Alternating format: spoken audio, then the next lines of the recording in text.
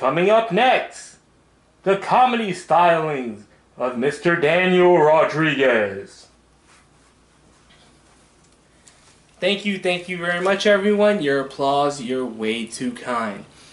This is the movie that kind of made me miss the fact that I never had the mother-daughter bond that this movie shows.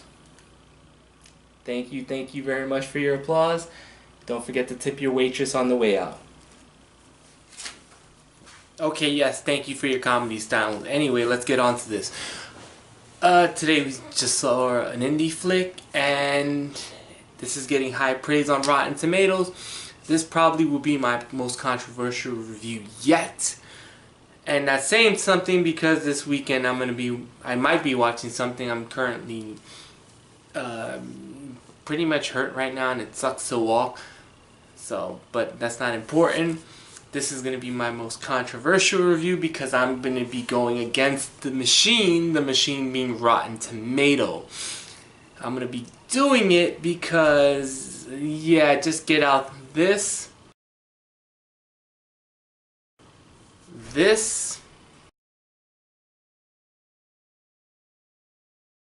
and this.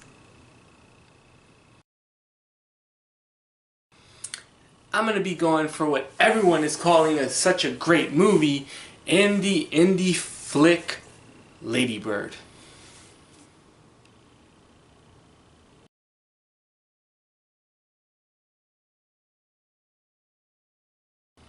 Lady Bird is a story about a teenager growing up in Sacramento. This actually takes place in the last year of her high school, where she happens to be in school in a Catholic school, and her parents are suffering because they're not exactly rich. They're struggling to get by. It looks like the Catholic school is apparently full of affluent people, i.e. they're a poor family, everyone else has money. Lady Bird seems to be one struggling with not only her identity, but also where her place is in the world, where her place is, what her family is, and what she wants to do when she grows up to be a legal adult. And it's fine. She's also struggling with the fact that she wants to be known by her alter ego, Lady Bird, and not her real name, Christine. Now, yeah, on the surface, I saw the trailers, and you can kind of pretty much guess where this movie is going to be going. It's going to be a coming-of-age story where a person or the teenager has to accept their life. And since this whole movie takes place basically her last year of high school and her moving on to college, it's a pretty much metaphor for one of the most important parts of a person's life, where they have to go from being a child to an adult. And that's fine. This movie is actually pretty well acted, from the main character all the way down to Roseanne's sister from the Roseanne show as the mom. It's actually well acted. The main character herself is very likable at times. Her best friend, who happens to be Jonah Hill's sister, is really good. Her name is Beanie Feldstein. She's actually adorable, and if you look at her, you can actually see a younger female version of Jonah Hill. I'm not gonna lie, I'm not a fan of this movie as the critic. I don't hate it. I thought it was actually enjoyable. I think the trailer, and I only saw one of these in front of Professor Marston and the Wonder Woman, the trailer kind of blew it for me. You can tell from the trailer this was a coming-of-age story, and the trailer hinted at a much funnier and dramatic movie than what it was. I'm not gonna lie. A lot of the jokes that I laughed at in the trailer were still good in the movie, but I saw them coming, so it didn't hit me as hard as when I saw the trailer. Don't get me wrong, there are a couple of funny jokes, especially because Lady Bird goes to school in a Catholic school. There's a part where a woman comes in, which is never explained what exactly she is, to talk to them about abortions, and that reaction is really good. Lady Bird's speech, freaking hysterical. My problem is there's a lot of stuff that doesn't make sense. At the beginning of the movie, it's set up, and this is not a spoiler because it's in the trailer, where Lady Bird is having a back and forth with her mom about her future. And it's a very funny scene, and it sets up, oh, this is going to be a mother-daughter dramatic movie. And the mother kind of disappears halfway through the movie until the third act. And I get it, because in the second act you have to deal with Lady Bird's issues with her friends, school, who, you know, what she now thinks of boys. But then it kind of changed into a different movie. And then in the third act, she came back in and, you know, mattered to the rest of the plot. I will give it a lot of credit though, because in the last third of the movie, it never goes where you think it's gonna go. It never goes into the teen tripe or the teen typecast. It never goes there. It always goes into a different direction, which is actually kind of refreshing, but it feels like so much of the movie was set up to do nothing.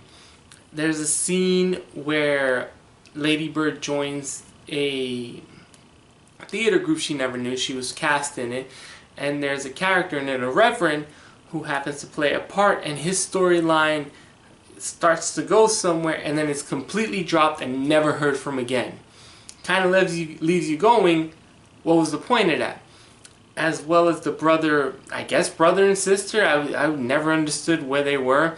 But there are two other people that live in the house with her mom and dad who kind of really don't add anything to the story. They seem to be there just to be there. So I kind of find that confusing and actually purposeless, and I never really understood how they were related to the parents, and it was never explained. So while I did enjoy the mother-daughter dynamic, once again, being that I never had a mother-daughter dramatic, that joke is not coming back. Go away.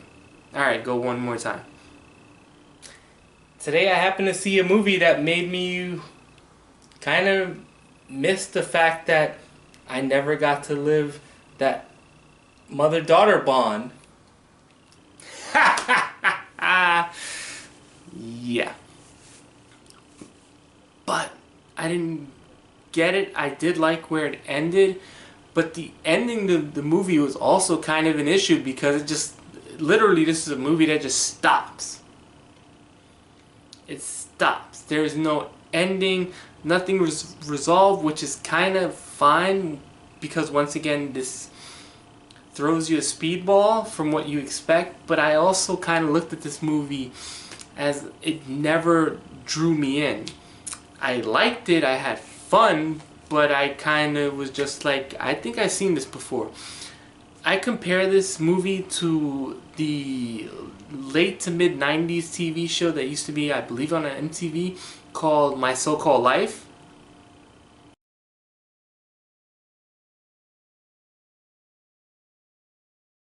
Where it was just a lot of people brooding, or a lot of people being different for different sakes, but I kind of never felt compelled by any of it. As well as, alright, there's a part of the movie where, of course, this is a teen drama, so you know what's going to happen, where she turns on her best friends and goes with the popular kids because teens, I want to score. And my problem with that is, when she finally realizes what she was doing wrong, everyone just kind of accepts it. Her best friends accept it, and it was just like, why? What the hell's going on? It didn't make a lot of sense to me. I thought the cast and character, like I said, were really witty and charming, but I think it was let down by, it didn't have a lot of focus, or they were just trying to do a teen drama, and which was more meant for a TV show than it was for a movie. This movie is right now on 100% on Rotten Tomatoes, which, I don't know, I didn't get anything out of it. Maybe if you're a teen, maybe if you're a mother, you're a mother or a daughter, maybe if you're just, I don't know, I've seen guys had good reactions to this. I myself, in case you didn't notice, had, you know, kind of issues similar to her when I was in high school, but I just never connected with her. Even the moment when she finally turned 18 and she went in, once again, a very funny and charming scene where she goes and buys cigarettes for the first time and a Playgirl. I didn't feel anything for it. I just like, okay, this is part of the narrative. The movie never drew me in, basically. I felt like a spectator, but not a spectator to an event. It was more like a spectator to a newscast where it's information being given. I took it, then I walked away and kind of didn't care about it. Matter of fact, when I saw the movie, there was a couple next to me who, when the movie was over, go, that movie felt long. This movie is 93 minutes. And they thought it was long, which is funny because right across the hall was Blade Runner 2049. I kind of felt like saying, go watch that movie and let me know when you get out of your coma. This movie's getting top reviews. If you like this sort of movie, go see it. I think it's been done better many other times. The cast was really good and charming. It's just the story they were trying to tell never sucked me in. I get it. She's an angsty teen trying to find her place. Fine.